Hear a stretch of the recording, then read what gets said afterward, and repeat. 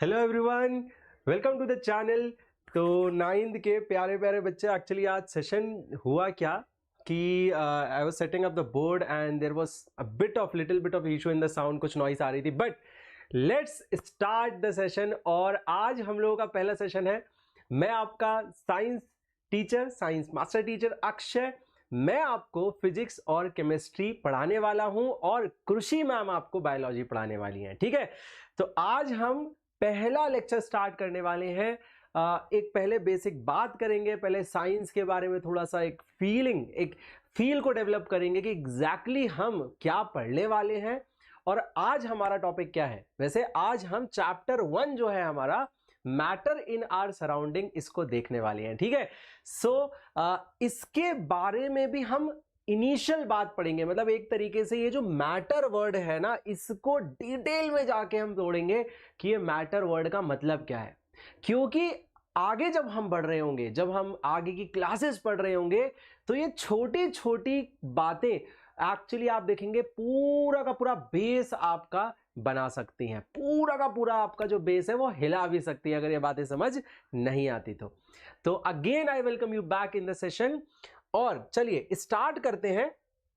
और मुझे पता है आप लोग अभी बहुत छोटे छोटे प्यारे प्यारे बच्चे अभी 8th से 9th में आ रहे हैं, तो बहुत ज़्यादा कहीं ना कहीं, जैसे मैं कुछ सेशंस ऑलरेडी ले रहा था आपके लिए, तो एक पढ़ने का बच्चे को क्या रहता है ना, उसको रियलाइजेशन नहीं होती कि now 9th is a serious class. देखो क्यों सीरियस क्लास है मैं आपको बताता हूं, क्योंकि अगले साल आपकी 10th बोर्ड्स आने वाली है ना। तो अगर हम, और 10th बोर्ड आपको पता है इंपॉर्टेंट होती है, क्यों इंपॉर्टेंट होती है उसका भी रीजन होता है कि कहीं ना कहीं उसके जो मार्क्स होते हैं वो कहीं ना कहीं एक मैटर करने लगता है कि भाई 10th बोर्ड में बच्चे ने कितने परसेंटेज लाए। तो अगर 10th बोर्ड के लिए हम अगले साल सीरियस होंगे तो उससे बेटर है हम इस साल में थोड़ा सा अपने आप को संभाल लें। फर्स्ट से 8 तक की पढ़ाई तो ऐसी ही हो जाती है, आराम आराम से निकल जाती है, इतना मैटर नहीं करता, बच्चे इतना परेशान नहीं होते। लेकिन जैसे ही 9th और जैसे ही 10th आता है तो बच्चे बहुत परेशान होते हैं। तो 9th का ऑब्जेक्टिव ही यही है कि 9th में अगर हमने अच्छे चीजों को समझ लिया तो हम क्लास 10th में बहुत अच्छा कर पाएंगे, और वही बहुत अच्छा जब हम करेंगे तो आगे हमारी जो इंपॉर्टेंट क्लासेस 11 12 उसमें भी बहुत अच्छा हम करने वाले हैं। तो मजा आएगा पढ़ने में, बहुत ही डिटेल में जाके बहुत छोटी छोटी बातों पे हम बहुत प्यारा डिस्कशन करेंगे। और आप भी मुझे बताते चलिएगा कि किस तरीके से आपको चीजें समझ आ रही हैं। हाय राज, हाय बेटा, हाय बेटा, हाय हाय हाय। और सभी लोग जब सेशन देखने आते हैं तो अपनी अटेंडेंस को मार्क कर सकते हैं बाय लाइकिंग द सेशन। तो मैटर इन आवर सराउंडिंग, इस चैप्टर में हमें क्या देखना है? एक्चुअली में इस चैप्टर में हमें मैटर को डिटेल में समझना है, और मैटर को डिटेल में समझने के लिए हम पहले इस टर्म को क्लियर करते हैं, है ना। क्योंकि देखो यहां पे ना, अगर आप ध्यान से देखो तो दो टर्म बड़े इंपॉर्टेंट होते हैं, एक तो होता है मैटर और एक होता है सराउंडिंग, है ना। तो सराउंडिंग का मतलब तो सिंपल है, जैसे मैं हूं तो मेरी सराउंडिंग क्या होगी, मेरे आसपास जो भी चीजें हैं वो हमारी सराउंडिंग हो गई। तो इस सराउंडिंग को अगर हम ध्यान से ऑब्जर्व करें ना, आराम से देखें कि हमारे आसपास जो चीजें हैं उसमें क्या मौजूद है, क्या चीज हमें दिख रही है, हमारे आसपास है क्या। अगर बहुत आराम से ऑब्जर्व करें तो हमारे आसपास आप देखोगे सिर्फ दो चीजें हमें दिख रही है। क्या? पहली चीज अगर आप देखो तो हमें ऑब्जेक्ट्स दिख रहे हैं, है ना। हमें क्या दिख रहे हैं? हमें ऑब्जेक्ट्स दिख रहे हैं, ठीक है। और दूसरी चीज अगर आप ध्यान से ऑब्जर्व करें तो हमें क्या दिख रही है? स्पेस दिख रही है ना। स्पेस क्या होती है? ये खाली जगह, है ना। जैसे आप देखिए मेरे और उस कैमरे के बीच में खाली जगह है ना, एक गैप जो है जिसमें मैं अपने हाथ को मूव कर पा रहा हूं। तो एक हो गया मेरा हाथ जो हो गया ऑब्जेक्ट, या ये पेन जो हो गया ऑब्जेक्ट, या फिर ये ब्रेसलेट, या फिर ये वॉच, या फिर ये बोर्ड, ये सब क्या है? ऑब्जेक्ट। और ये कहां प्रेजेंट है? इस स्पेस के अंदर, इस खाली जगह के अंदर। तो खाली जगह में ही तो आप किसी ऑब्जेक्ट को रख सकते हैं। तो एक्चुअली में देखा जाए ये जो ऑब्जेक्ट है, हमें इस ऑब्जेक्ट की स्टडी करनी है, और यही ऑब्जेक्ट को हम जनरली कहते हैं मैटर। मतलब मैटर मतलब कोई भी ऑब्जेक्ट की बात कर रहे होंगे सर, अब वो मैटर कैसा भी हो सकता है, वो पेन हो सकता है, वो मेरी टी शर्ट हो सकती है, वॉच हो सकती है, मैं हो सकता हूं, हर चीज एक ऑब्जेक्ट है ना। तो इस तरीके से समझना है कि सराउंडिंग का मतलब हमारा ऑब्जेक्ट और हमारे स्पेस, ये दोनों चीज हमारी सराउंडिंग, हमारे आसपास कुछ ऑब्जेक्ट्स है, हमारे आसपास कुछ स्पेस है। ये जो ऑब्जेक्ट्स होते हैं ये किस चीज से बने होते हैं, हम मानते हैं कि ये जिस चीज से बने होते हैं उसे हम मैटर कहते हैं। मतलब कि जैसे फॉर एग्जाम्पल हम मैटर की अगर डेफिनेशन देना चाहें तो वो क्या होगी, तो देखो अभी मैंने आपको समझाया कि स्पेस है और ऑब्जेक्ट है। ये ऑब्जेक्ट कहां होते हैं, क्या ये स्पेस में होते हैं, आप सोचो, अच्छा आराम सोच के देखो, इस पूरी दुनिया में ऑब्जेक्ट्स और स्पेस के अलावा कुछ है क्या, सोचो आराम से, देखो आप, देखो अपने आसपास, सिर्फ आपको स्पेस जो दिखती नहीं है, जो आप सिर्फ फील कर सकते हैं, क्योंकि दो ऑब्जेक्ट के बीच की जो जगह है उसी को हम स्पेस कहते हैं। तो ऑब्जेक्ट्स और स्पेस है इस पूरी दुनिया में। तो ऑब्जेक्ट को ऑब्जेक्ट या वो ऑब्जेक्ट किससे बने हैं, मैटर से। तो हम कह सकते हैं, पहली चीज हम कह सकते हैं, हमें ये लिख लेना चाहिए यहां पे कि भाई ऑब्जेक्ट्स है ना, objects are made of matter, है ना।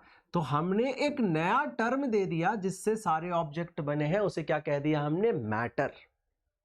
अब ये मैटर की अगर हम डेफिनेशन देना चाहें तो क्या हम कह सकते हैं, क्या हम ये डेफिनेशन दे सकते हैं मैटर की, आपको लगता है? पहले तो हम इसको क्या करेंगे, बॉक्स में रख देंगे। हर इंपॉर्टेंट चीज को आपको बॉक्स में रखने की आदत डालिए। तो अब धीरे धीरे मैं आपको जैसे जैसे आप देखिए, क्योंकि जो हमारी क्लास होने वाली है बेटा 9th क्लास, वो थोड़ी सी क्या है, एक तरीके से 8th के कंपैरेटिवली एक डिफिकल्ट या कह लो थोड़ी एडवांस, थोड़ी इवॉल्व क्लास होने वाली है, थोड़ी अच्छी क्लास होने वाली है। तो यहाँ पे हमें अच्छी आदतों को भी डालना पड़ेगा।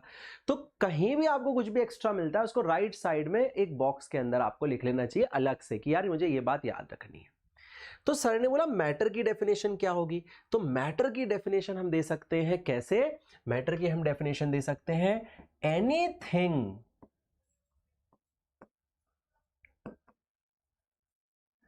that occupies space, that occupies space is called matter। अब इसको थोड़ा समझते हैं, ये क्या बात बोली सर ने, तो मैंने क्या बताया था, आप सोचो, क्या इस पेन को रखने के लिए, क्या इस पेन को सोच के देखो, मैं इस बॉडी के अंदर ले आकर रख सकता हूं क्या, मेरे हाथ के अंदर नहीं रख सकता, क्योंकि मुझे उस हाथ के अंदर स्पेस नहीं दिख रही। लेकिन इस पेन को मैं यहां रख सकता हूं, यहां रख सकता हूं, क्योंकि ये सारी क्या है, खाली स्पेस। तो क्या मैं स्पेस के रेफरेंस में मैटर को डिफाइन कर सकता हूं कि भाई कोई भी ऐसी चीज, एनीथिंग, कोई भी चीज जो कि स्पेस ऑक्युपाई करती हो उसे हम क्या कहते हैं, उसे हम मैटर कहते हैं। क्या ये बात ठीक हुई? तो ऑब्जेक्ट या मैटर सेम चीज है, बस ऑब्जेक्ट मैटर से बना होता है और हम मैटर की डेफिनेशन इस तरीके से देते हैं। तो हमें मैटर को डिफाइन ही करना पड़ता है किसके रिस्पेक्ट में, स्पेस के रिस्पेक्ट में। ठीक है, तो मैटर जो है हमारा डिफाइंड ही होता है स्पेस के रिस्पेक्ट में। क्या ये बात समझ आ रही है? ठीक है जी, इतनी बात समझ आ रही है। गुड इवनिंग बेटा आराध्या, गुड इवनिंग, है ना। अच्छा, अगर वो स्पेस ऑक्युपाई करेगी, जैसे हमारा एक बच्चा है बोल रहा है anything that occupy space and has volume is called matter, वो एक्चुअली वॉल्यूम, तो वॉल्यूम, एरिया, इन सब पे भी धीरे धीरे बात करने वाले हैं, है ना। लेकिन वो ऑटोमेटिकली वॉल्यूम ऑक्युपाई करेगी ही करेगी। ठीक है, वो ऑटोमेटिकली ऑक्युपाई करेगी करेगी। हाय बेटा रौनक, हाय, है ना। अटेंडेंस भी मार्क करते चलेंगे, सेशन को लाइक भी करते चलेंगे। अब देखिए ध्यान से, अब बहुत ध्यान समझिएगा, ये जो मैटर है ना, हमें यही समझना है इस चैप्टर में कि ये मैटर किस चीज से बना है और क्या ये अलग अलग टाइप का होता है। तो अब मैं कुछ मैटर्स के पहले आपके सामने एग्जांपल लाता हूं, जो सो दैट आपके दिमाग में ना different different varieties, categories create हो। तो देखो कैटेगरी 1 की बात करते हैं, 3 कैटेगरी बना लेते हैं मैटर की। ठीक है, 3 कैटेगरी बना लेते हैं मैटर की, और फिर हम इस चैप्टर में यही समझेंगे कि ये 3 कैटेगरी कैसे आती है। तो कैटेगरी 1 हो गई, कैटेगरी 2 हो गई और कैटेगरी 3 हो गई। अगर आपको फील आने लगे, जैसे क्या होता है ना, ऑब्वियसली बात है, धीरे धीरे कुछ बच्चों को फील भी आने लगती है, तो आप खुद भी एग्जांपल्स बता सकते हैं। जैसे मैं एग्जांपल लिखना स्टार्ट करता हूं, फॉर एग्जांपल मैंने यहां लिखा कैटेगरी 1 में जिन मैटर की या जिन ऑब्जेक्ट की बात कर रहा हूं, पहली में लिखता हूं लेट से वुड, दूसरा मैं लिखता हूं स्टोन, यहां मैं लिखता हूं पेन। ठीक है, एक कैटेगरी ये हो गई मेरे पास, वुड, स्टोन या पेन। इसको हम अलग कलर से, ओके एक मिनट, है ना। तो हमने पहली कैटेगरी में लिख लिया वुड, स्टोन, पेन। और कौन सी डिफरेंट कैटेगरी हो सकती है जो मैटर स्पेस ऑक्युपाई करती है, तो देखते हैं। तो हम लिख सकते हैं भाई कि तो हम लिख सकते हैं यहां पे वाटर, जूस। क्या इनको स्पेस चाहिए? बिल्कुल चाहिए भाई। जब इसको कप में रखते हो पानी को, तो वो उसके अंदर की स्पेस ऑक्युपाई कर लेता है ना, स्पेस को ले लेता है ना। तो वाटर हो गया, जूस हो गया। फिर हम क्या कह सकते हैं और बताइए?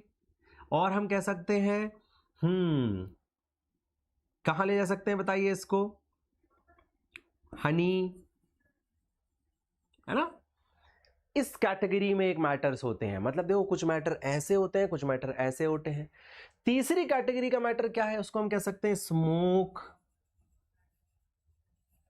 फिर आपको पता होगा जब आप ब्रीथिंग करते हैं तो अपन क्या लेते हैं? इनहेल क्या करते हैं? क्या करते हैं? इनहेल, ऑक्सीजन को इनहेल करते हैं। तो यहां पे इस कैटेगरी में ऑक्सीजन, अभी मैं आपसे एक्सपेक्ट नहीं करता कि आप बताओ ये सब क्या है ना, लेकिन बस आपको पता होना चाहिए कि ये कुछ कुछ तो डिफरेंस लग रहा है सर, इनमें कुछ एक सिमिलैरिटी लग रही है, इसमें एक सिमिलैरिटी लग रही है, इसमें एक सिमिलैरिटी लग रही है।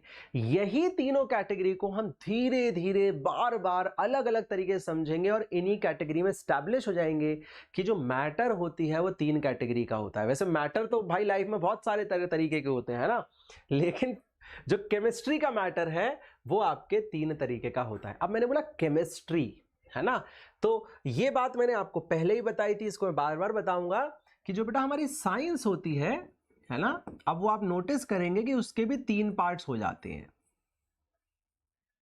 है ना, उसके भी 3 भाग हो जाते हैं डिपेंडिंग अपॉन आप किस चीज की स्टडी कर रहे हैं। तो साइंस का मतलब क्या होता है पहले समझ लो। साइंस मतलब दुनिया की हर प्रोसेस को समझना इस साइंस।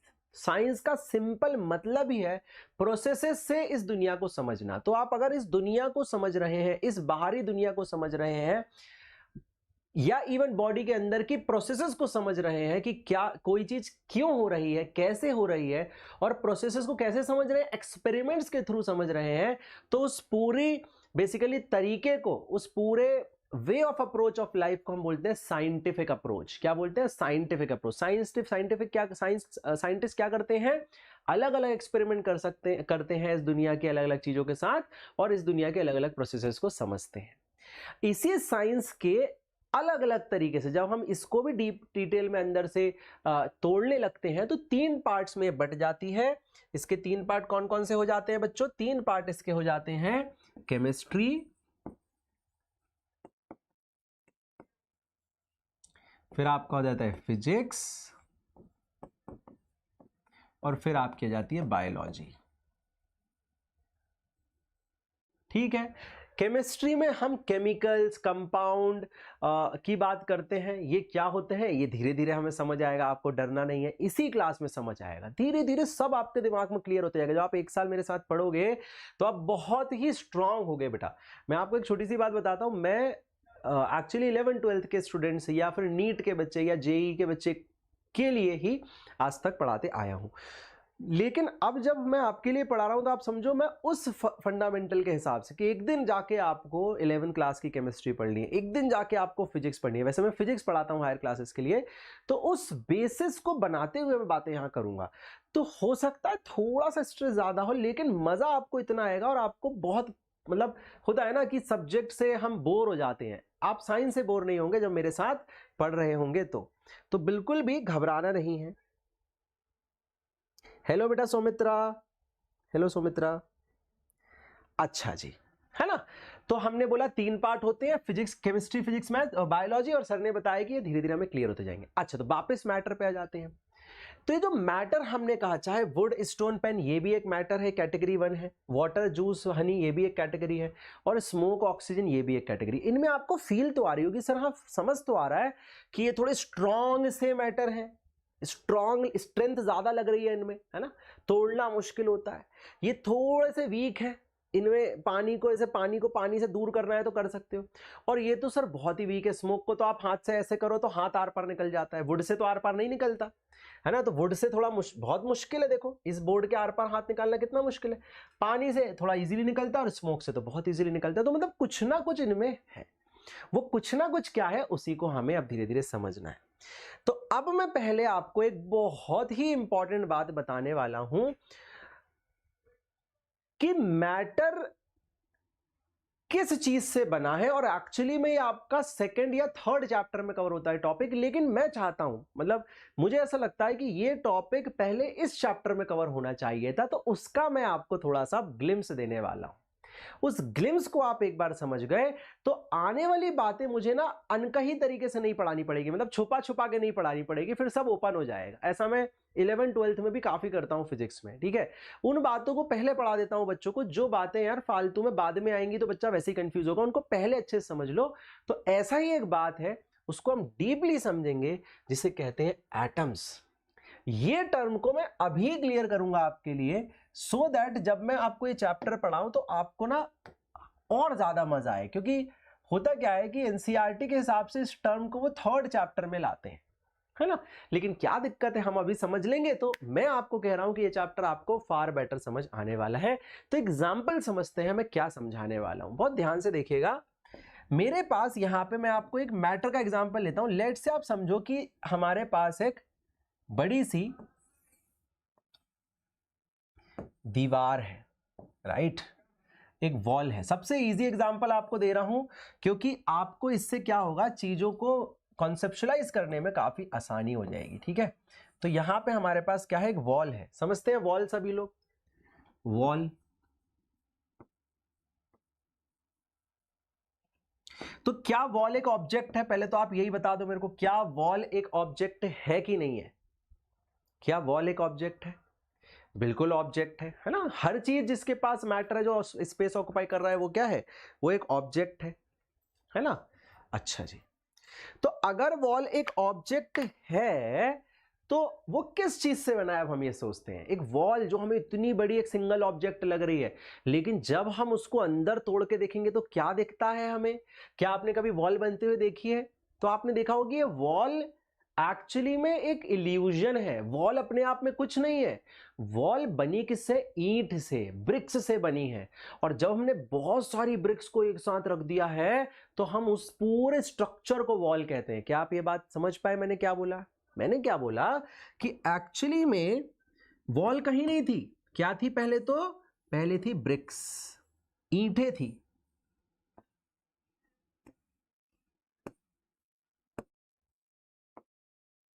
क्या थी? ईंट थी, ईंट, ब्रिक्स।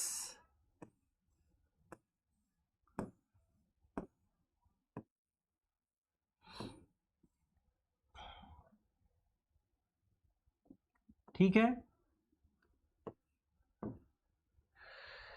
ये जो एक सिंगल ब्रिक है,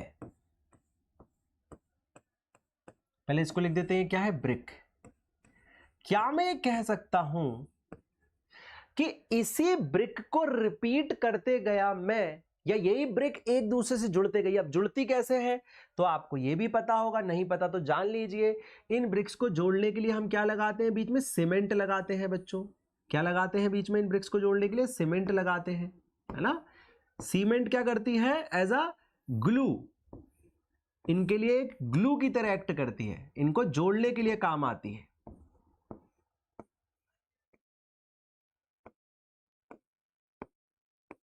ठीक है, तो यहां पे हमने क्या लगाई, एक सीमेंट भी लगाई। सीमेंट का क्या काम है, सीमेंट का काम अगर मैं कहूं, इन दोनों को जोड़ना है। इस जोड़ने को क्या कहते हैं, ध्यान से समझना, इस जोड़ने को कहते हैं बॉन्ड बनाना है। होता है ना, अपना किसी से बॉन्ड बन जाता है, जैसे कि अपना अपने मम्मी पापा से एक रिलेशन नहीं होता, अपने दिमाग में एक लगाव होता है, वो लगाव को इंग्लिश में हम बॉन्ड कहते हैं, है ना। और इसको लिटरल सेंस में समझना हो तो मान लो मैं ऐसे अपने दोनों हाथों को पकड़ लूं, तो मेरे हाथ ने क्या करा, मेरे दूसरे हाथ को पकड़ लिया। एक पकड़ने से क्या है, एक दूसरे पे फोर्स लगा रहे हैं। देखो हम, देखो देखो एक दूसरे को पकड़ के रख रहे हैं। फोर्स क्या होता है, कुछ नहीं, जब भी आप दो चीजों में इंट्रैक्शन करते हैं तो उस चीज को हम फोर्स कहते हैं। जैसे हमने एक दूसरे को पकड़ा तो देखो पकड़ने में फोर्स लगा ना, तो जब ये पकड़ लिया तो हम कहेंगे एक दूसरे में बॉन्ड बन गया, एक रिश्ता बन गया। तो दो चीजें हैं देखो दीवार को बनाने के लिए। पहले तो ब्रिक्स हैं, brick brick brick brick brick, और उन ब्रिक के बीच में बॉन्ड है ना। अब इसको मैटर लेवल पे सोचते हैं कि सर आप समझाना क्या चाह रहे हैं। तो मैं ये समझाना चाह रहा हूं कि अगर ये मेरा मैटर है और अगर इस मैटर की स्मॉलेस्ट यूनिट एक ब्रिक है, तो ऐसे ही दुनिया के हर मैटर की एक स्मॉलेस्ट यूनिट होती है। मतलब क्या इस ब्रिक की भी सोचो छोटे छोटे छोटे छोटे सैंड पार्टिकल से वो बना होगा। अच्छा ये तो बात सही कह रहे हैं सर आप, ब्रिक भी तो मिट्टी से ही बना है, जो ईंट होती है मिट्टी से बनी है। फिर बोलूंगा बताओ मिट्टी किससे बनी है, तो जब आप ऐसे तोड़ते जाओगे, जैसे आपने वॉल को तोड़ा, ब्रिक्स मिली, ब्रिक्स को तोड़ा, मिट्टी मिली, मिट्टी को भी और छोटा कर दिया, और छोटा तोड़ते जाओ जितना छोटा। कैसे करोगे, तोड़ के देखोगे कैसे, माइक्रोस्कोप से देखोगे, देखते जाओ देखते जाओ देखते जाओ, तो सबसे छोटा जो आपको फाइनली एक एलिमेंट मिलेगा कहना चाहिए, या सबसे छोटी फंडामेंटल यूनिट जो मिलेगी, क्या कर रहे हैं हम उसको, फंडामेंटल यूनिट, जिसको जोड़ जोड़ के, जिसका बॉन्ड बना बना के एक बड़ा मैटर बनता है ना। ऐसी ब्रिक्स को जोड़ जोड़ के वॉल बनती है। इसी तरीके से मैं कह सकता हूं एक फंडामेंटल यूनिट, कोई तो फंडामेंटल यूनिट होगी, उसको जोड़ जोड़ के बॉन्ड बना बना के क्या बन जाता है, मैटर बन जाता है। पानी की अलग फंडामेंटल यूनिट होती होगी, वुड की अलग फंडामेंटल यूनिट होती होगी, स्मोक की अलग, लेकिन सबकी कुछ ना कुछ एक फंडामेंटल यूनिट होगी ना, जिससे जुड़ जुड़ के ये बन गया है। उसी फंडामेंटल यूनिट को हम क्या कहते हैं, एटम्स कहते हैं। तो एटम क्या हुआ, एटम बेसिकली हुआ, हम कहेंगे एटम इज फंडामेंटल। अब फंडामेंटल का मतलब क्या होता है, फंडामेंटल का मतलब होता है स्मॉलेस्ट यूनिट ऑफ मैटर। समझ आ रही है बात, ठीक है।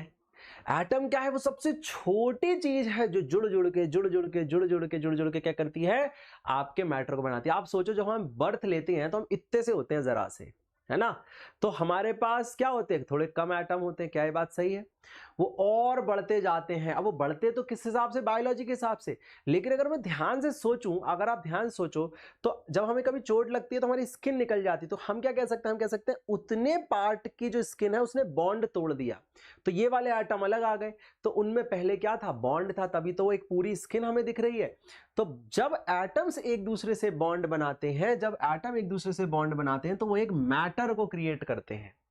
और अगर आप ध्यान से देखो, तो अगर मैं कह रहा हूं मैटर अलग अलग टाइप के हैं, तो एटम के भी टाइप अलग अलग होते होंगे, है ना। तो इसी बेसिस पे तो हम ये भी लिख सकते हैं, there are many types of atom,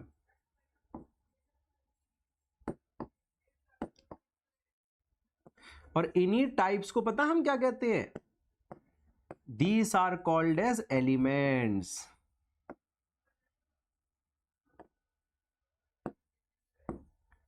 जैसे मैं आपको बताता हूं, जैसे अब देखो मैं आपको बताता हूं, तो जैसे सोने की बात करते हैं, गोल्ड या सिल्वर, गोल्ड और सिल्वर दो चीज ले लेते हैं। गोल्ड और सिल्वर का जो एटम होगा दोनों का अलग अलग होगा ना, तभी तो एक गोल्ड अलग तरह की प्रॉपर्टी दिखा रहा है, मतलब एक अलग तरीके से दिख रहा है, और सिल्वर अलग तरीके से दिख रहा है। गोल्ड मतलब होता है सोना और सिल्वर मतलब होता है चांदी। तो हम क्या कहेंगे कि गोल्ड का एटम अलग है और चांदी सिल्वर का एटम अलग है। तो गोल्ड को कहेंगे गोल्ड का एलिमेंट, उसकी फंडामेंटल यूनिट को, और सिल्वर को कहेंगे सिल्वर का। इसी तरीके से आयरन होता है, कॉपर होता है, इसी तरीके से वाटर भी होता है। तो सर क्या वाटर का एटम होता है। अब यहां पे एक और कॉन्सेप्ट आता है, उसको भी ध्यान समझना है, इसको भी ध्यान से समझना है, ठीक है।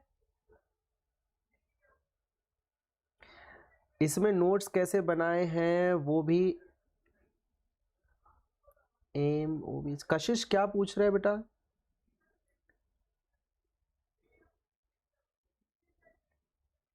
अच्छा, अब बहुत ध्यान समझो, जैसे ये एक ब्रिक ना एक एटम की तरह है, तो सर क्या मैं इन 4 ब्रिक को वॉल कह सकता हूं? नहीं यार, 4 ब्रिक को तो वॉल नहीं कह सकते, इस पूरे को वॉल कहोगे। तो ये 4 जो ब्रिक है, या मैं ऐसा कह सकता हूं कि अगर मैं ग्रुप ऑफ एटम ले लेता हूं, क्या ले लेता हूं? ग्रुप ऑफ एटम ले लेता हूं, तो इन्हीं ग्रुप ऑफ एटम को कुछ नहीं, बस एक नाम दे देते हैं जिसे हम कहते हैं मॉलिक्यूल। तो ये वाली पार्ट को हम बाद में अच्छे से देखेंगे थर्ड चैप्टर में। अभी मैं आपको क्यों बता रहा हूं ये, मैंने सर ये क्यों बताया, मतलब बच्चे बोलेंगे सर आपने ये अभी क्यों बताया, क्योंकि अब जब हम आगे मैटर को समझ रहे होंगे तो आपको बहुत इजीली समझ आएगी चीजें कि यार कभी भी मैटर की बात करेंगे ना, 2 चीजें हमें ध्यान रखनी है, एक तो फंडामेंटल यूनिट एटम और एक हमें याद रखना है बॉन्ड। ठीक है, इसका मतलब जब भी कोई मैटर बनता है तो बनता कैसे है कि एक एटम आया, अब एटम को हम सर्कल से रिप्रेजेंट कर सकते हैं ना, स्फीयर से रिप्रेजेंट कर सकते हैं। क्यों कर सकते हैं ये अभी बाद में पता चलेगा, अभी कर सकते हैं, बस इतना समझो। फिर एक एटम और आया, फिर एक एटम और आया, फिर एक एटम और आया, फिर एक एटम और आया, फिर एक एटम आया, इनने एक दूसरे से बॉन्ड बनाया। ठीक है, इनने क्या किया, एक दूसरे से बॉन्ड क्रिएट किया, bond bond bond bond bond. ठीक है, और जैसे इन दोनों ने, इन सब ने एक दूसरे से बॉन्ड क्रिएट किया, तो ये क्या बन गए, ये कंबाइंडली बना देते हैं एक मैटर। अब ये मैटर वुड भी हो सकता है, ये मैटर वाटर भी हो सकता है, ये मैटर कुछ भी हो सकता है। समझ आ गया? तो यहां रहा हमारा एटम, ये रहा हमारा एटम, और ये रहा हमारा उनके बीच का बॉन्ड, उनके बीच का फोर्स, जुड़ाव, अट्रैक्शन।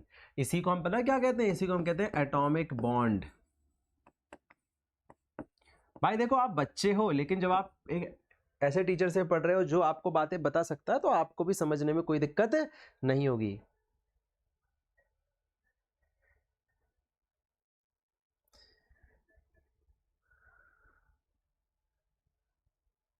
ठीक है जी।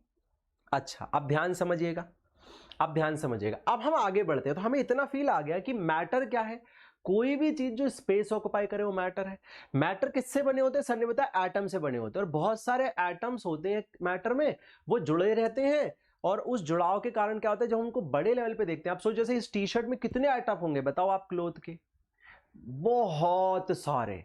क्योंकि जो अभी हम देखेंगे ना एटम का साइज कितना छोटा है, तो हमें समझ आएगा कि इसमें बहुत सारे क्या हैं, इसमें बहुत सारे एटम हैं। ठीक है, अच्छा चलिए अब हम देखते हैं कि ये जो मैटर है इसके अलग अलग नेचर को हम समझना चाहते हैं, इसके अलग अलग नेचर को हम समझना चाहते हैं। ठीक है, सबसे पहला जो नेचर है,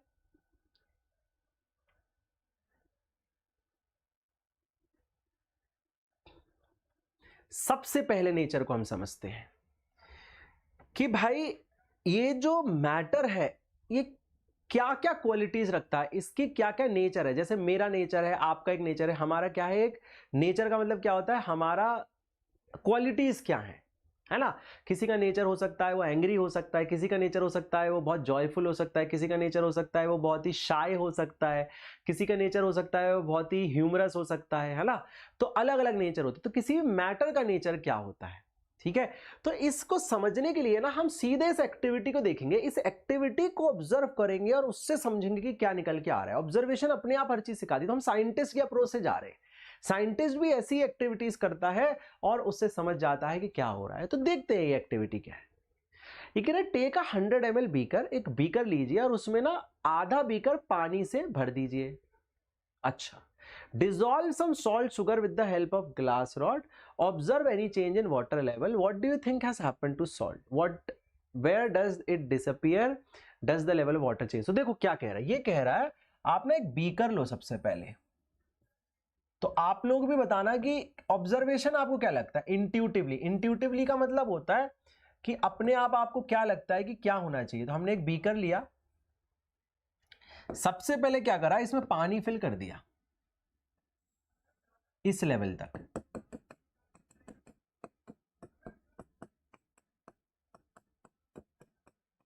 ठीक है जी। अच्छा, अब इसने क्या बोला कि आप सॉल्ट या शुगर ले लो। सॉल्ट लो, मतलब नमक या फिर शक्कर लो और इसमें डाल दो। तो पहले तो भाई ऐसा ऐसा होगा,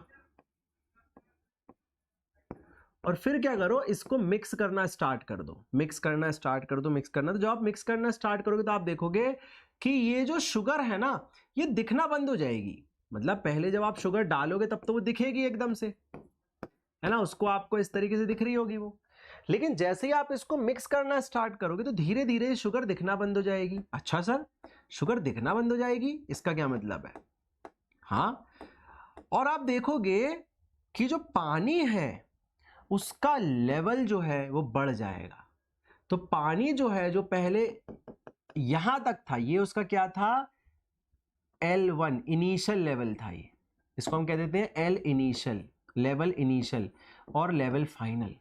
तो आप क्या देखोगे कि इतना पानी बढ़ गया। यार पानी कैसे बढ़ सकता है सर, ये कैसे पॉसिबल है ना? वैसे ये बहुत ज्यादा नहीं होगा, बहुत कम होगा, लेकिन फिर भी पानी थोड़ा सा आपको बढ़ता हुआ दिखेगा। अब इसमें हुआ क्या, ये तो ऑब्जर्वेशन हुई, अब अंदर क्या हो रहा है ये समझते हैं। आप ध्यान समझना। तो अभी मैंने आपको एक चीज दिखाई थी, यहां पे आप देखिए, यहां देखिए आप, यहां पे ये मैंने आपको एक स्ट्रक्चर दिखाया था मैटर का। तो क्या पानी का भी स्ट्रक्चर ऐसा रहा होगा? पानी को, अब सर ये स्ट्रक्चर हमें आंखों से क्यों नहीं दिखता, एटम अलग अलग क्यों नहीं दिखते, आगे देखेंगे, क्योंकि वो बहुत छोटे होते हैं, बहुत ही छोटे। पता है आपको कितने छोटे? मतलब देखो तो अगर मैं कहूं कि ये आपका 1 मीटर डिस्टेंस है फॉर एग्जाम्पल, तो इस 1 मीटर के आपको पॉइंट पता है कितने बार इसको डिवाइड करना पड़ेगा, इसको आपको इसके कितने पार्ट्स करने पड़ेंगे, इसके आपको 1 2 3 4 5 6 7 8 9 इतने सारे पार्ट्स करने पड़ेंगे। बताओ इतने सारे पार्ट करेंगे तो कितना छोटा हो जाएगा। तो ये तो रहे इसके, देखो 3 4 5 6 7 8 9 10 पार्ट है। इसमें कितने करने हैं, देखो हमें 100 करोड़ पार्ट्स में तोड़ना है इसको। तो आप सोचो जब इसको 100 करोड़ पार्ट्स में तोड़ोगे इस लाइन को, तो क्या वो आपको दिख पाएगी आंखों से? नहीं दिख पाएगी, वो आपको माइक्रोस्कोप में देखना पड़ेगा, एक इंस्ट्रूमेंट होता है, इसके थ्रू आप देखना होगा।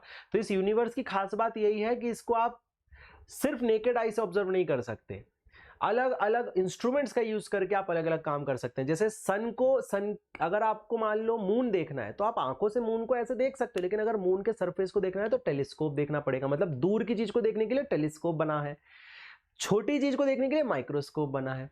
तो इतना छोटा होता है एक एटम। आप सोचो इतना छोटा, जब आप इतने सारे टुकड़े करोगे ना तब एक एटम मिलेगा। तो आंखों से नहीं दिखेगा, लेकिन जो दिखेगा वो मैं समझा सकता हूं कि अभी मैंने आपको बताया था, क्या बताया था अभी मैंने आपको, कि ये रहे पानी के एटम्स, है ना, और ये रहा उनके बीच का बॉन्ड। अब हुआ क्या ये समझना, ये रहा उनके बीच का बॉन्ड, ठीक है जी। अच्छा, एक इंटरेस्टिंग बात है कि सर इन बॉन्ड के बीच में स्पेस भी तो है।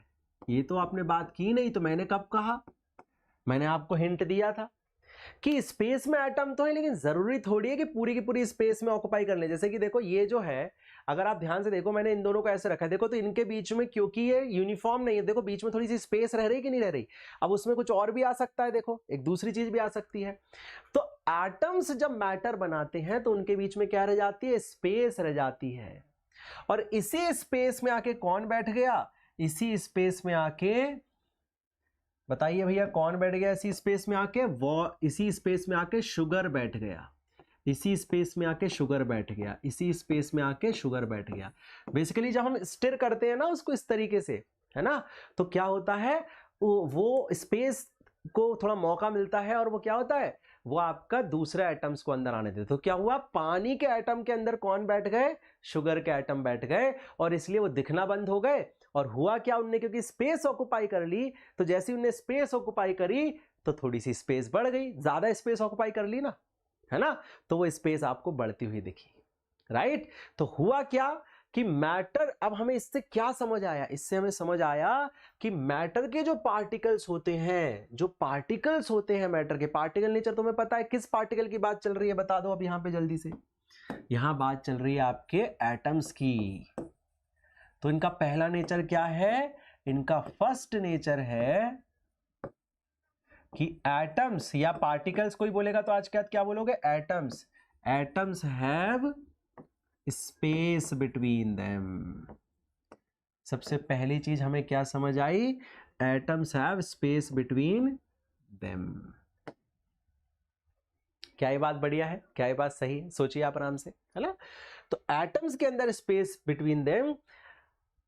अब ये डिपेंड करता है किसके पास कितनी स्पेस है। तो आप लॉजिकली बताओ, आप कॉमन सेंस से बताओ कि किसके किसके एटम के पास ज्यादा स्पेस होगी? वाटर के एटम के पास, तो वाटर के एटम्स की स्पेस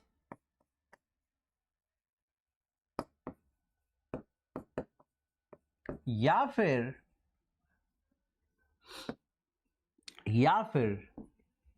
वुड के एटम की स्पेस। कॉमन सेंस से सोचो, है ना?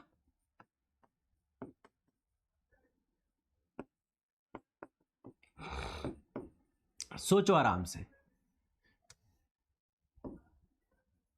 किसके एटम्स के बीच में ज्यादा स्पेस होगी? तो लॉजिकली सोचो कि क्या वुड के अंदर शुगर इस तरीके से, तो क्या वुड के अंदर मैं शक्कर डालूंगा, लकड़ी के अंदर शक्कर डालूंगा तो वो घुल जाएगी क्या? उसमें मिक्स हो सकती है क्या? वो तो अंदर ही नहीं जाती, वो तो पड़ के वापस आ जाती है। जबकि पानी के अंदर तो जा रही है। तो जहां स्पेस है वहीं तो दूसरा एटम अंदर एंटर कर सकता है। तो वुड के एटम्स में जो स्पेस है वो ज्यादा होती है, और सॉरी, पानी के एटम्स के बीच में स्पेस ज्यादा होती है वुड के कंपैरेटिवली, है ना? और हम इसमें बॉन्ड की बात भी कर सकते हैं। आप लॉजिकली सोच के बताओ, आराम से सोचो कि जिसके एटम दूर होंगे, आप सोचना आराम से कि ये बॉन्ड, सोचो कौन सा बॉन्ड ज्यादा स्ट्रांग है? जिसमें एटम पास पास है उसमें बॉन्ड या फोर्स ज्यादा होगा, या इसमें एटम दूर दूर है उसमें फोर्स ज्यादा होगा? लॉजिकली इस बात को डिड्यूस करो, क्योंकि लॉजिकली करोगे ना तो मैं बात आपको बता रहा हूं, यहां से लेके 11वीं 12वीं की फिजिक्स भी, सॉरी केमिस्ट्री, कोई आपसे पूछेगा ना कि हीट बढ़ाने से क्या होगा, या बॉन्ड एनर्जी किसकी ज्यादा, आप लॉजिकली अगर इसको सोचोगे ना तो आप टीचर की तरह सोच पाओगे। और मतलब टीचर की तरह क्या सोच पाओगे? इंट्यूटिवली समझ पाओगे कि अरे यार वीक बॉन्ड है, तो अगर कोई पूछ रहा है इसको तोड़ने में, मतलब किसको तोड़ने में आसानी होगी, तो वो कुल मिला के पूछ रहा है बॉन्ड किसका वीक है ना? अब मैं इसको उल्टे तरीके से ही पूछ सकता था। सोचो कि किसके मॉलिक्यूल, किसके एटम को अलग करने में ईज होगी? आप बताओ अब जरा, इस तरीके से सोचो, वाटर के एटम को अलग करने में, वुड के? तो आपको क्लियरली पता है वाटर के एटम्स आप इजीली अलग कर सकते हो। तो किसका फोर्स वीक है? वाटर का फोर्स वीक है एटम्स का, तो वाटर का बॉन्ड भी वीक है ना? तो when you think like this, तो आपके लिए चीजें आसान होते चले जाती हैं, है ना? आपके लिए चीजें क्या होते चली जाती हैं? आसान होते चली जाती हैं। सही है, सही है भैया। चलिए, बहुत प्यारा, बहुत प्यारा। तो सबसे पहले हमें चीज क्या समझ आई फिजिक पार्टिकल नेचर में, कि पार्टिकल जो है वो कौन से हैं मैटर के? वो है एटम। और उनकी पहली प्रॉपर्टी क्या है? कि atoms have space between them. क्योंकि उनके पास स्पेस होता है तो हम लिख सकते हैं since atoms have space between them,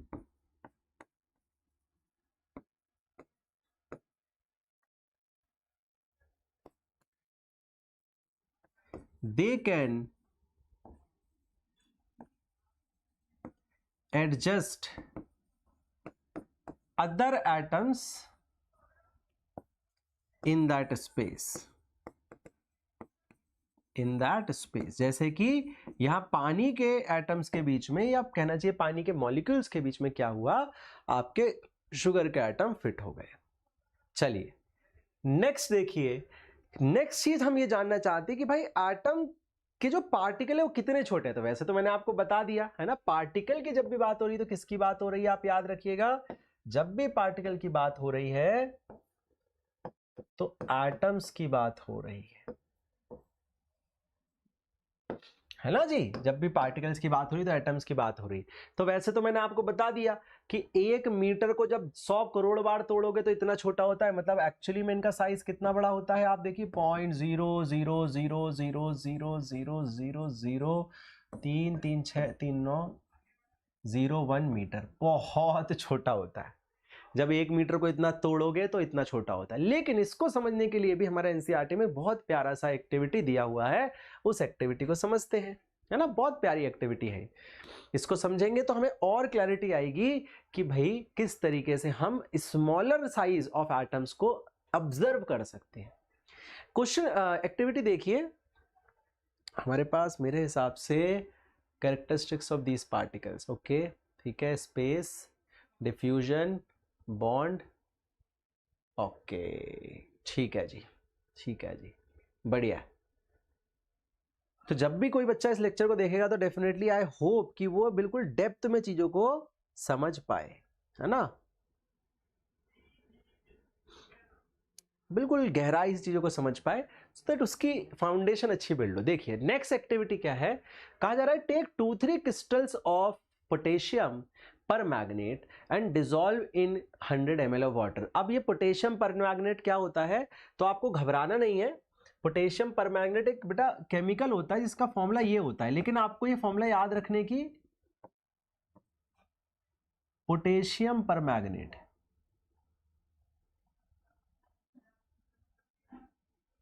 ये तो अच्छा पर मैग्नेट है, KMnO4, है ना, हाँ यही होगा। बट आपको फॉर्मूला याद रखने की जरूरत नहीं है, हाँ डाइक्रोमेट हो जाएगा वो तो, है ना, क्रोमेट हो जाएगा, K2Cr2 से। आपको फॉर्मूला याद रखने की जरूरत नहीं, इसलिए मैं लिख नहीं रहा हूं, नहीं तो आप परेशान हो जाएंगे। आपको जो याद रखना है वो ये है कि ये जो होता है पोटेशियम परमैंगनेट, ये वायलेट कलर का होता है, आप ये याद रख सकते हैं, ठीक है, ये वायलेट कलर का होता है, ठीक है जी। अच्छा, ये वायलेट कलर का इसलिए चूज किया गया कि आप कलर को ऑब्जर्व कर पाए। तो एक्सपेरिमेंट क्या कर रहा है पहले देखते हैं, बोल रहा है कि पोटेशियम परमैंगनेट को 100 ग्राम पानी में डालो। तो हम पहले क्या करते हैं, अलग अलग बीकर बना लेते हैं, ठीक है। इस बीकर में हमने क्या डाल दिया, पानी डाल दिया, पानी को हम ब्लू कलर से दिखा देते हैं, लाइट ब्लू से दिखेगा क्या,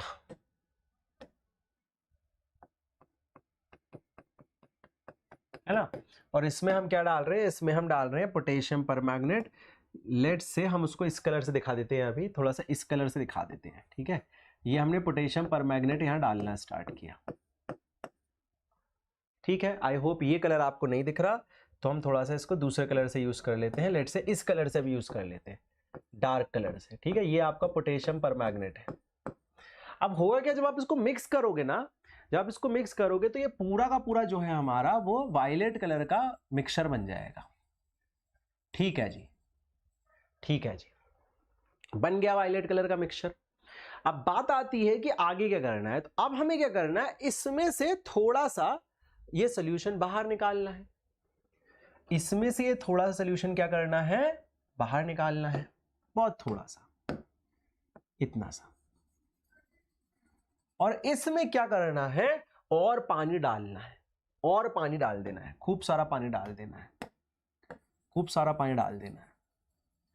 तो थोड़ी देर में हम देखेंगे कि जब हमने इस वाले सॉल्यूशन में से यहां पे पानी मिक्स किया और उसको अच्छे से मिक्स किया, तो थोड़ी देर में हम ऑब्जर्व करेंगे क्या होगा, हमारे पास एक सॉल्यूशन आएगा, लेकिन उस सॉल्यूशन का जो कलर है वो क्या हो जाएगा, थोड़ा सा लाइट हो जाएगा। उस सॉल्यूशन का कलर क्या हो जाएगा बच्चों, थोड़ा सा लाइट हो जाएगा। देखो जो लेफ्ट में सॉल्यूशन है उससे क्या हो जाएगा, थोड़ा सा लाइट हो जाएगा। अब हम इस एक्सपेरिमेंट को फिर से करेंगे, सेम एक्सपेरिमेंट को फिर से करेंगे, ठीक है। और फिर से यही करेंगे, थोड़ा सा इसमें से सॉल्यूशन लेके फिर इसमें पानी डालेंगे, हम देखेंगे ये सॉल्यूशन और लाइट हो जाएगा। अब बात यह है कि ये लाइट क्यों हो रहा है, क्योंकि जो पोटेशियम परमैंगनेट है ना, वो पोटेशियम परमैंगनेट क्या हो रहा है, धीरे धीरे पानी बढ़ रहा है और उसकी क्वांटिटी कम हो रही है, तो उसका कलर इसलिए कम होते जा रहा है।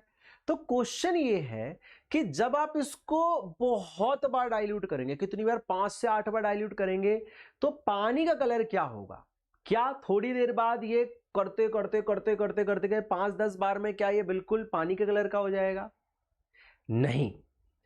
आप जितना भी मतलब 5-10 बार के बाद तो नहीं होगा, एटलीस्ट 5-8 बार के बाद तो नहीं होगा, it will take some time, लेकिन फिर भी अगर आप गौर से नोटिस करेंगे तो कुछ ना कुछ थोड़ा सा कलर उसमें रह जाएगा। हाँ, बहुत ज्यादा बार करेंगे तो आपको ऐसा लगेगा कि उसमें बिल्कुल भी पोटेशियम परमैंगनेट नहीं, बट उसमें थोड़ा सा रहेगा, लेकिन फिर भी आप नोटिस करेंगे कि आप पानी को इसमें से थोड़ा सा और लेके पानी बढ़ाएं तो थोड़ा और हल्का हो जाएगा, फिर थोड़ा और हल्का हो जाएगा, फिर थोड़ा और हल्का हो जाएगा। इससे हमें क्या समझ आ रहा है? इससे हमें समझ आ रहा है कि भैया ये जो इसके जो एटम्स हैं, किसके, KMnO4 के, वो बहुत छोटे हैं। हम जितना पानी डाल रहे हैं उसके अंदर भी सेट हो जा रहे हैं, जितना पानी डाल रहे हैं उसके अंदर भी सेट हो जा रहे हैं। और ज्यादा पानी डालने के बाद क्या हो रहा है, वो दिखना बंद हो जा रहे हैं। इसका मतलब जो KMnO4 के एलिमेंट यहां हमें बिल्कुल क्लियरली ऑब्जर्व हो रहे थे कलर के फॉर्म में, वो धीरे धीरे क्या हो रहे हैं, वो स्पेस में घूमते जा रहे हैं, क्योंकि पानी ज्यादा होते जा रहा है, उनके नंबर कम होते जा रहे हैं। तो इसका मतलब जब थोड़ी देर वो दिखना बंद हो जाएंगे तो हम ये कंक्लूड कर सकते हैं कि साइज ऑफ जो कोई भी एलिमेंट या एटम होता है बहुत ही छोटा होता है। तो यहां से हमारी कंक्लूजन क्या होगी? यहां से हमारी सिंपल कंक्लूजन होगी कि the size of atoms are very very small. और वो मैंने एक्चुअली आपको नंबर भी बता दिया, but size of atoms are very very small. तो दो चीजें हमें समझ आ गई।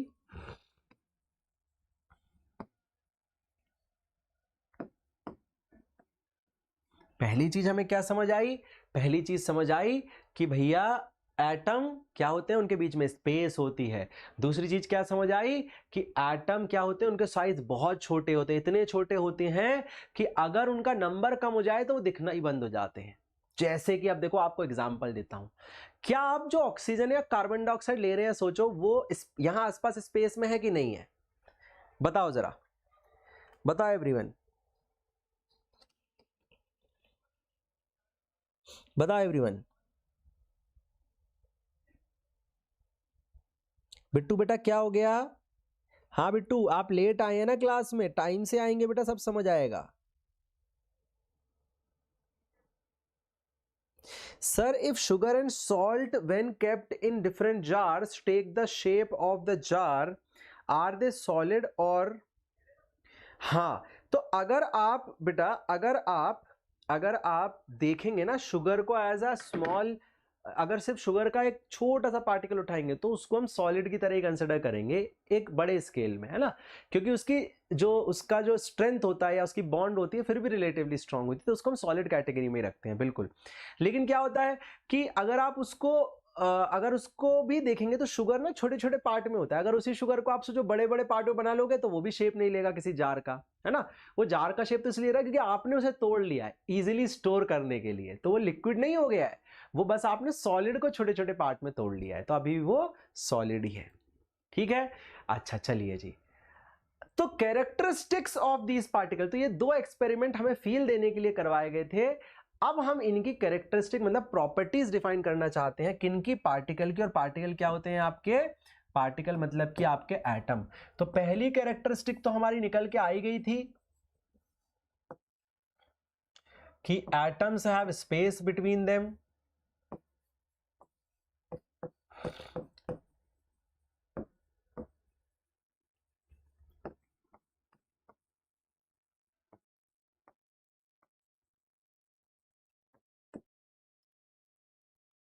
दूसरी निकल के आ गई थी size of atoms is very small. Size of atoms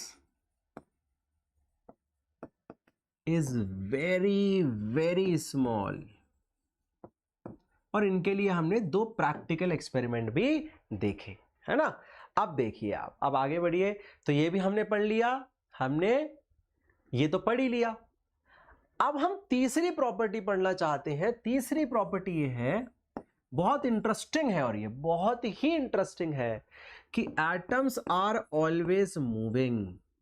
अब ये देखिए आप, ये बात पता है आपको अगले 3 साल में इतनी बार आएगी, लेकिन बच्चा इसको 9th में ही अच्छे से नहीं समझता ना, तो आगे बहुत सारी इंपॉर्टेंट चीजें हैं जो उसको चमकती नहीं है कि यार ये क्यों हो रहा है, वो क्यों हो रहा है। उसे 10th में भी नहीं चमकती, 11th में भी नहीं चमकती। उसे छोटी चीज पूछो कि भाई बहुत छोटी छोटी बातें नहीं बता पाता, क्योंकि उसको इतनी बेसिक चीजें ना, आपको लग रहा होगा सर इतनी बेसिक चीजें कैसे क्लियर नहीं, लेकिन मैं बता रहा हूं बेटा, साइंस में ना एक बेसिक को समझ के जब चीजें आप कनेक्ट करना स्टार्ट करोगे ना, तो आपको कुछ भी समझ आ सकता है।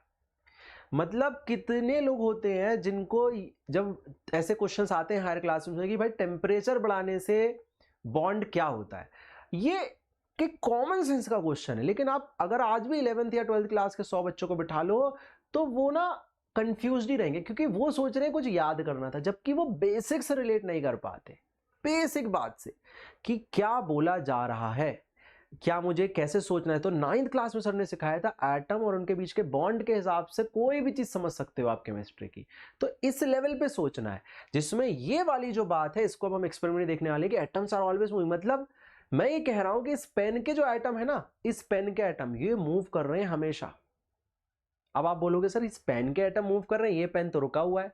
हाँ, लेकिन इसके अंदर के एटम क्या कर रहे हैं, मूव कर रहे हैं। कैसे मूव कर रहे हैं अब हम समझते हैं एक एक्सपेरिमेंट से। देखिए एक सिंपल सा एक्सपेरिमेंट है, बोला गया है put an unlit incense stick in a corner of your class, how do you have to go near to get its smell.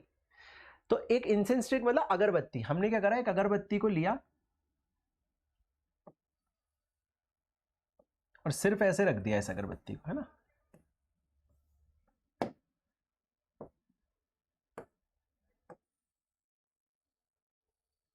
ठीक है जी, ठीक है, ऐसे इसके स्टैंड में हमने एक अगरबत्ती को इस तरीके से लगा दिया। अब हमसे बोला कि बताओ इसकी खुशबू लेने के लिए आपको कितना पास जाना पड़ेगा। तो आपको पता है अगरबत्ती को अगर डायरेक्टली उसकी खुशबू लेनी है तो उसको ऐसे रख के स्मेल लेनी पड़ेगी, तब आपको उसकी खुशबू आएगी, नहीं तो नहीं आएगी। लेकिन अब हमने क्या करा, इस अगरबत्ती को बर्न कर दिया, इस अगरबत्ती को बर्न कर दिया। तो जैसे ही आप बर्न करोगे तो क्या होगा, अगर आप थोड़ी दूर भी खड़े रहोगे तो थोड़ी देर में आप देखोगे इसकी जो फ्यूम्स है ना, जो जलती हुई धुआं है वो आप तक पहुंचेगा, और अगर वहां थोड़ी दूर भी अगरबत्ती हम जलाएंगे तो भी यहां तक खुशबू आ जाएगी। ये कैसे हुआ? क्या इसका मतलब है कि जो अगरबत्ती जिसमें खुशबू थी उसके एटम जब बर्न हुए तो बर्न होने के बाद वो इस तरीके से कन्वर्ट हो गए कि वो मूव करने लगे इस एयर में, और मूव करते करते आपके पास आ गए। क्या ये बात समझ आ रही है? क्या ये बात समझ आ रही है? तो बर्न करने से हुआ क्या, पता है आपको बर्न करने से क्या हुआ? बर्न करने से जो अगरबत्ती के जो एटम्स थे ना वो एक तरीके से टूटने लगे, और वो कहां आ गए, वो एयर में आ गए। और जैसे ही वो एयर में आए तो अब तो किसी से बॉन्ड नहीं बना रखे थे, तो वो इधर उधर मूव करने लगे पूरे एयर में, और वो मूव करते करते आपके पास आ गए। इसका मतलब हम कह सकते हैं कि फंडामेंटली एटम को छोड़ दिया जाए तो वो क्या करते रहेगा, वो मूव करते रहेगा हमेशा। वो क्या करते रहेगा, वो मूव करते रहेगा हमेशा। पता है आपको, इस चीज को देखने के लिए एक ब्राउनियन मतलब रॉबर्ट ब्राउन करके एक साइंटिस्ट थे, आप बायोलॉजी में पढ़ेंगे, जिन्होंने क्या किया पता है, इसी को ऑब्जर्व करने के लिए पोलन ग्रेन्स लिए। पोलन ग्रेन समझते हैं क्या होता है?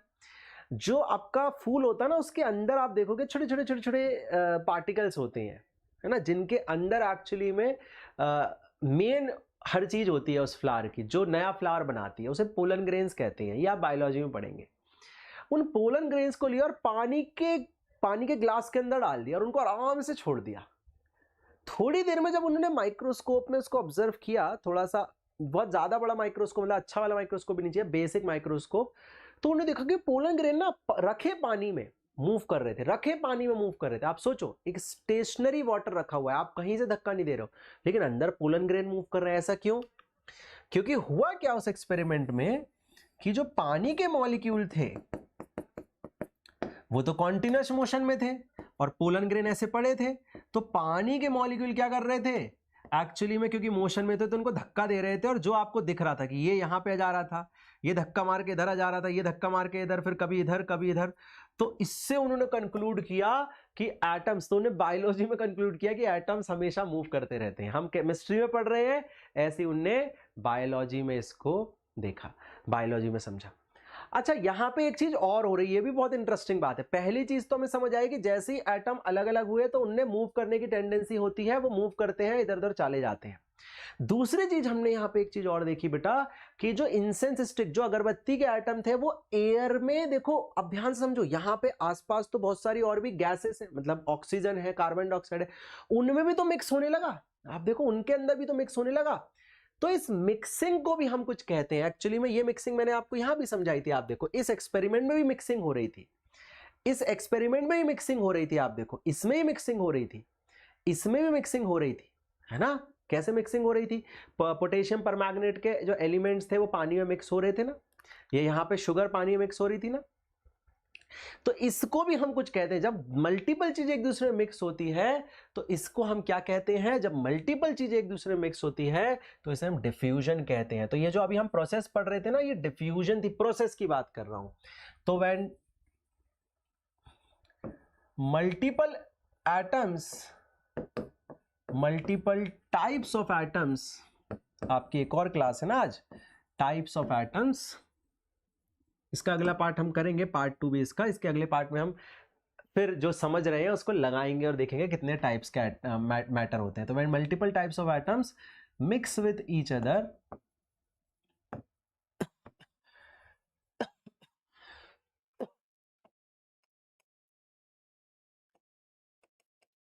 it is called as diffusion, it is called as diffusion। अभी घबराना नहीं है ना। कोई बड़ी क्लास का बच्चा इसे देख लेगा तो बोलेगा सर ये डेफिनेशन सही नहीं है। हाँ, तो इस डेफिनेशन को हम 9th क्लास के बच्चों के हिसाब से बता रहे हैं। अभी धीरे धीरे हमारे 9th क्लास के बच्चे अच्छे अच्छे 11th और 12th क्लास के बच्चों को कंपटीशन दे देंगे, ठीक है। बस ईमानदारी से जैसे मैं स्टेप स्टेप बाय आगे ले जा रहा हूं, आप धीरे धीरे बस सुनते चलो, एक एक चीज क्लियर होगी। अभी क्या बताया गया? अभी सिर्फ इतना बताया गया कि जब 2 से ज्यादा टाइप के आइटम एक दूसरे में मिक्स हो रहे हैं तो प्रोसेस को डिफ्यूजन कहते हैं। अभी और क्लैरिटी मिलेगी कि डिफ्यूजन कहां होता है, कैसे होता है, उसको धीरे धीरे समझेंगे, ठीक है। चलो, एक और एक्सपेरिमेंट था मूवमेंट समझाने के लिए। आप देखो यहां पे, इसमें भी बहुत प्यारी चीज समझ आएगी, बड़ी प्यारी चीज है ये, ठीक है। पहले तो हमने ये एक समझा डिफ्यूजन, या एक हमने समझा कि एटम मूव करते हैं। यहां देखो एक और चीज समझते हैं कि एटम का मूवमेंट तो समझ आएगा हमें, है ना, लेकिन वो कितनी जल्दी होता है उसका एक फैक्टर और समझ आएगा। तो यहां पे एक सिंपल सा क्वेश्चन है, drop a copper sulphate, drop a copper sulphate. Copper sulphate बेटा ब्लू कलर का होता है, याद रखना। और पोटेशियम परमैंगनेट तो अभी बताया आपको, वायलेट कलर का होता है। कॉपर सल्फेट ब्लू कलर का होता है। क्या करना है, देखो जरा क्या करना है। एक कॉपर सल्फेट सॉल्यूशन को पानी में डालना है, एक बार हॉट में डालना है और एक बार कोल्ड में डालना है, और ऑब्जर्व करना है। तो लेट्स से ये हॉट वाटर है और लेट्स से यहां पे कोल्ड वाटर है। देखते हैं क्या समझाना चाह रहा है। दोनों में ही क्या है? पानी है बेटा। ऑब्वियसली पानी जो है ना ब्लू कलर का नहीं होता, पानी ब्लू कलर का नहीं होता एक्चुअली में। पानी को हम कलरलेस बनाते हैं, ठीक है। लेकिन एक में टेम्परेचर ज्यादा, एक में टेम्परेचर कम है। बोला यह है कि अगर हम कॉपर सल्फेट सॉल्यूशन को डालें इसमें, है ना, इसमें मिक्स करें, तो कौन सा तेजी से मिक्स होगा? मिक्स तो दोनों ही होगा, थोड़ी देर में दोनों ही ब्लू कलर के हो जाएंगे, है ना। After some time both will be in blue colour, लेकिन कौन सा जल्दी होगा ये हमें ऑब्जर्व करना है। देखो यहाँ बोला what do you observe just about the solid crystalline glass. तो जैसे कॉपर से सल्फेट डालोगे तो ब्लू कलर का होने लगेगा solution. What happen when time passes, what does this suggest about the particles of solid and liquid. अभी समझेंगे सॉलिड लिक्विड, देखो इन्हें टर्म्स यूज कर लिए लेकिन अभी बताया तो नहीं सॉलिड लिक्विड क्या होते, तो हम बताएंगे आपको।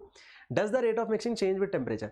तो होता क्या है, अपन को पता है यहाँ पे होता एक तरीके से डिफ्यूजन ही रहा है। मिक्सिंग में होता है कॉपर सल्फेट के सॉल्यूशन है, जैसे ही उनको मौका मिलता है वो पानी के मॉलिक्यूल्स के बीच में सेट होने लगते हैं, है ना, पानी। और एक्चुअली में होता ये है, और मैं आपको डिटेल में बताऊं तो पानी के साथ इसको हम कह सकते हैं कि वो रिएक्ट भी करना स्टार्ट कर रखे हैं, वो भी हम समझेंगे, केमिकल रिएक्शंस, वो सब चीजें। अभी बस आप इतना समझो, कॉपर सल्फेट के एटम्स पानी के एटम्स के बीच में जाके सेट होने लगे। लेकिन आप देखोगे कि यहां पे जो होगा ना, अगर ये मान लो आपका 1 मिनट में हो रहा है मिक्सिंग, तो ये आपकी जो मिक्सिंग है वो 2 मिनट में हो रही होगी। अब ये बहुत इंटरेस्टिंग बात है कि सेम कॉपर सल्फेट, सेम पानी, लेकिन एक जल्दी मिक्स हो जा रहा है, एक देर में मिक्स हो रहा है। जल्दी किस में मिक्स हो रहा है? हॉट में। और देर में किस में मिक्स हो रहा है? कोल्ड में। तो वैसे तो मैं चाहूंगा कि इसका आंसर आप मुझे बताएं, लेकिन मैं हिंट देता हूं, इसका आंसर कल हम देखेंगे, यहीं से स्टार्ट करेंगे और फिर फाइनली हम अपने, मतलब जब नेक्स्ट क्लास आएगी तो सॉलिड लिक्विड गैसेस को हम पढ़ेंगे, ठीक है। एक और प्रॉपर्टी बचती है, फिर उसके बाद ये पढ़ेंगे। हाँ, क्योंकि आपकी एक और क्लास है, आई नो, आज आपकी इंग्लिश की भी क्लास है 7:15 से, आई थिंक भूमिका मैम लेंगी, तो इसलिए फिर उसको वो नहीं करेंगे। तो मैं आपको हिंट देता हूं कि भाई इसमें कम टाइम क्यों लगा, मिक्सिंग होने में कम टाइम क्यों लगा। देखो समझो, आराम से समझते हैं।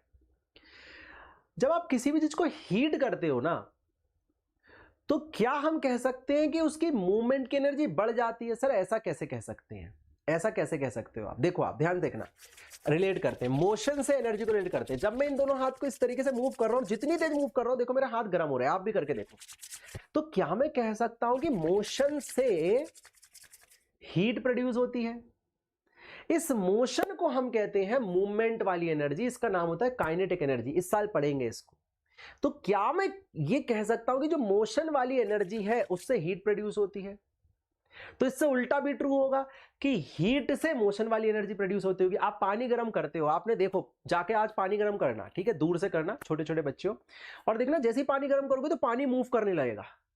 मतलब सर ने बोला था कि अच्छा हीट देते हैं तो मोशन होता है, या मोशन करते हैं तो हीट होती है। दोनों ही चीज अपने आप में ट्रू है। तो जब हम हीटेड वाटर में यही मिक्सिंग करवा दे तो पता है क्या होता है? हीटेड वाटर में ऑलरेडी जो मॉलिक्यूल्स है वो ज्यादा मोशन में होते हैं। जब वो ज्यादा मोशन में होते हैं तो सोचो, जैसे ये दो एटम ऐसे रखे हैं, इनके बीच का बॉन्ड अभी स्ट्रांग होगा या जब ये ऐसे से हिलते रहेंगे तो स्ट्रांग होगा? सोचो, जब ये ऐसे से हिलते रहेंगे तो वीक होगा, जब ये ऐसे रहेंगे तो स्ट्रांग होगा। तो इसका मतलब जब बॉन्ड वीक होता है, हॉट वाटर में जब बॉन्ड वीक है, तो उनके बीच की जो स्पेस है वो क्या है? एक तरीके से वो इजीली क्रिएटेड है। या फिर हम कह सकते हैं हॉट वाटर में जो मूवमेंट है एटम्स का वो क्या है? वो ज्यादा तेजी से होता है और मिक्सिंग ज्यादा तेजी से होती है। तो हॉट वाटर में आपका जो केमिकल है वो जल्दी मिक्स होगा और कोल्ड वाटर में लेट मिक्स होगा। इसका एक बेटर फ्रेम्ड आंसर मेरे को कमेंट में चाहिए, आप लोग बताइएगा। अब हमने यहां पे, वैसे तो मेरा मन था कि और आगे आज पूरा लेक्चर करें, लेकिन हम इस लेक्चर को कंटिन्यू करेंगे नेक्स्ट पार्ट में। तो ये रिवाइज करेंगे पहले पूरा का पूरा पार्ट, और फिर पार्ट 2 में हम अब फाइनली जाएंगे इन प्रॉपर्टीज को दिमाग में रखते हुए सॉलिड लिक्विड गैस को समझने की भाई ये सॉलिड लिक्विड गैस क्या है, इनका मुद्दा क्या है, इसको हम अच्छे से समझेंगे। ठीक है एवरीवन, तो अब मिलेंगे आपको। अपना शेड्यूल भी कम्युनिटी पोस्ट पे हर वीक का मिल जाया करेगा। टाइम से क्लास में पहुंच जाए। आपकी 2 क्लासेस हम हर दिन रख रहे हैं। पहली क्लास आपकी 6 बजे होती है, दूसरी 7:30। ठीक है, तो वो क्या होगा, आपको धीरे धीरे वो आपको आइडिया लगने लगेगा अबाउट द शेड्यूल। ठीक है,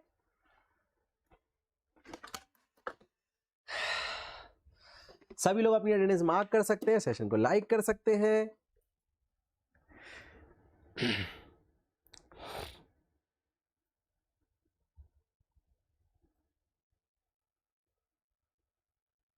और क्लास में टाइम से आएंगे सो दैट आप चीजों को अच्छे से क्या कर पाए, गेन कर पाए। चलो बाय एवरीवन, टेक केयर। मिलेंगे नेक्स्ट क्लास में 6 बजे और 7:15 बजे। 2 क्लासेस आपकी डेली होंगी, याद रखिएगा।